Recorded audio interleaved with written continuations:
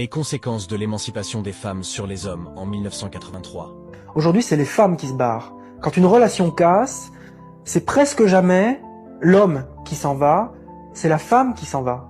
Peut-être parce qu'il y a une certaine lâcheté chez les hommes. Bon, il m'est arrivé d'aller à une fête avec une fille avec qui j'étais, et puis au milieu de la soirée, elle me dit, il y a un mec qui me plaît là, j'ai envie de me le taper, alors tu m'excuses, tu rentres sans moi, on se verra demain. Bon, moi je trouve que c'est difficile à vivre. Jamais je ne me suis permis de faire ça, de le dire, de le faire. Je trouve un peu dur à avaler que parce que les femmes se sont battues pour leur indépendance et ont conquis leur indépendance, elles s'autorisent à traiter les mecs de la sorte. Moi, ça me perturbe profondément. C'est comme si on n'était pas là, c'est comme si on n'existait plus. C'est-à-dire, moi, c'est un truc qui me rend impuissant. Pendant 1 mois, 2 mois, 3 mois, c'est dur, c'est vraiment dur à avaler. À la grande époque du mouvement féministe, les femmes insistaient pour payer, pour partager, parce que c'était une manière de manifester leur égalité et justement de refuser le rapport de domination du mec qui paye. Et je trouve que c'était normal, logique et cohérent.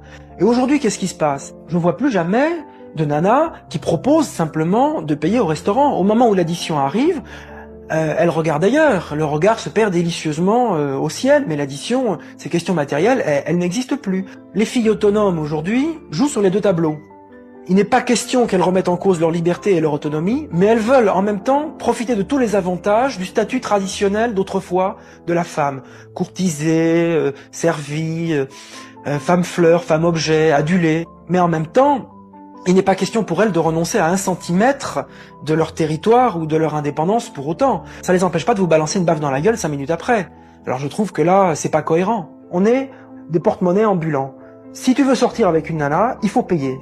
Elles travaillent, elles gagnent autant que nous, mais leur salaire c'est de l'argent de poche. Les sorties, les loisirs, c'est entièrement financé par les mecs. C'est une forme d'exploitation finalement. On peut pas nier que dans une relation amoureuse, il y a un rapport de force. Mais il y a toujours une recherche de domination. Pendant longtemps, j'étais en accord avec les féministes, donc je m'écrasais. Je me suis castré. J'ai réprimé mes désirs. Je me suis fait dominer par conviction idéologique. J'en ai pas été très heureux et ça n'a pas donné de très bons résultats. Et aujourd'hui, quand je reparle de ça avec les filles avec qui j'étais à l'époque, elles me disent qu'au fond, c'était pas ce qu'elles auraient souhaité. Elles auraient voulu que je sois quand même un homme. Tout ce dont on parle, le malaise des hommes, l'émancipation des femmes, tout ça, c'est lié à la contraception, en fait, en grande partie.